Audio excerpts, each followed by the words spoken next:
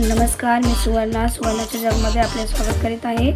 आज आपण बनवतोय बांगडा फ्राय आणि बांगड्याचा रस्सा। त्यासाठी मी लसूण घेतलेला आहे, त्यानंतर अद्रक आणि हिरवी मिरची, नंतर आपण यामध्ये मुठ्ठी भरून पुदिना घेत आहोत आणि नंतर यामध्ये मी घालते कोथिंबीर। पुदिना आणि कोथिंबीरवरती जर तुम्ही मच्छीचं कालवण बनवलं तर एकदम मस्त होतं। आता मसाला बनवून झाला आहे, आपण आता मच्छीला मसाला लावून घेऊया। त्यासाठी मी बांगड्यांना मसाला लावण्यासाठी अद्रक लसूणची पेस्ट टाकलेली आहे। त्यानंतर मी थोडं लिंबू पिळून टाकते आणि त्यानंतर चवीनुसार आपण यामध्ये मीठ घालूया।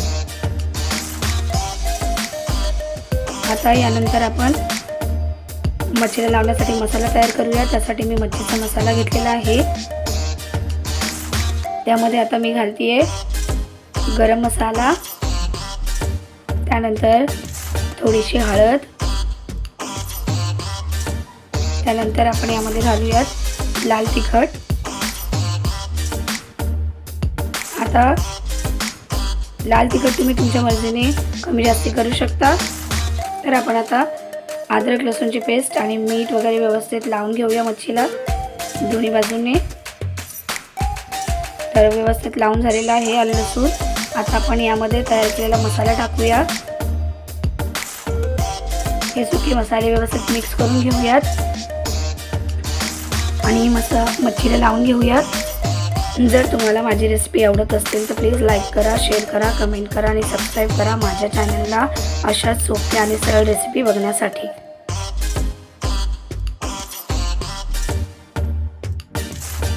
हे बघा, अशा प्रकारे व्यवस्थित लावून घ्यायची आहे मच्छीला। त्यानंतर मी पॅनमध्ये तेल गरम करायला ठेवलं आहे, त्यामध्ये आपण ही मच्छी फ्राय करून घेऊयात। ही एकदम सरळ सोपी रेसिपी आहे, जास्ती काय वाटण्याचं झंझट नाही आहे। ना तर आपण यामध्ये खोबरं वापरलंय, ना तर कांदा वापरलाय, नाही टोमॅटो वापरलाय। एकदम झटपट होणारी आणि चविष्ट रेसिपी आहे। हे बघा, मच्छी फ्राय करून झालेली आहे।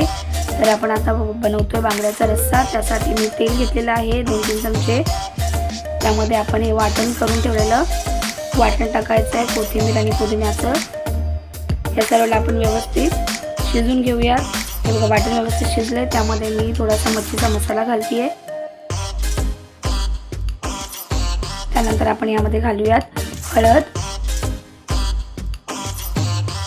थोडासा गरम मसाला आणि त्यानंतर आपण यामध्ये लाल तिखट घालणार आहोत। तर लाल तिखट थोडंसं घालताना कमी जास्त करा, कारण आपण पहिलाच हिरव्या मिरच्या टाकलेल्या आहेत, तर त्या हिशोबाने तुम्ही टाका। हे बघा, मसाला व्यवस्थित फ्राय झाला आहे। आता यामध्ये मी घालते चिंचेचं पाणी आणि हे सर्व मिश्रण व्यवस्थित मिक्स करून घेऊया। पाणी तेवढंच टाका जेवढी तुम्हाला ग्रेव्ही बनवायची आहे। तर हे बघा, मी एवढं पाणी टाकलेलं आहे। आता यामध्ये जास्ती कोणतेही मसाले पडणार नाही आहेत, कारण ही कमी मसाल्यामध्ये आणि एकदम चविष्ट रेसिपी होते।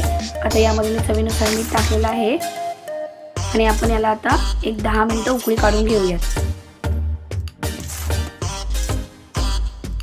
10 मिनिटाच्या नंतर बघा, मस्त उकळी आलेली आहे। तर मी यामध्ये आता मच्छी टाकते। मच्छी टाकून पण आपल्याला एक 2-3 मिनिटं शिजवायचं आहे, जास्त शिजवायची गरज नाही आहे, कारण मच्छी लगेच शिजते। हे बघा, ग्रेव्ही आपली तयार झालेली आहे। तर आपण याची प्लेटिंग करून घेऊयात। अशा सोप्या आणि सरळ रेसिपी बघण्यासाठी माझ्या चॅनलला सबस्क्राईब करा। व्हिडिओ बघण्यासाठी खूप खूप धन्यवाद।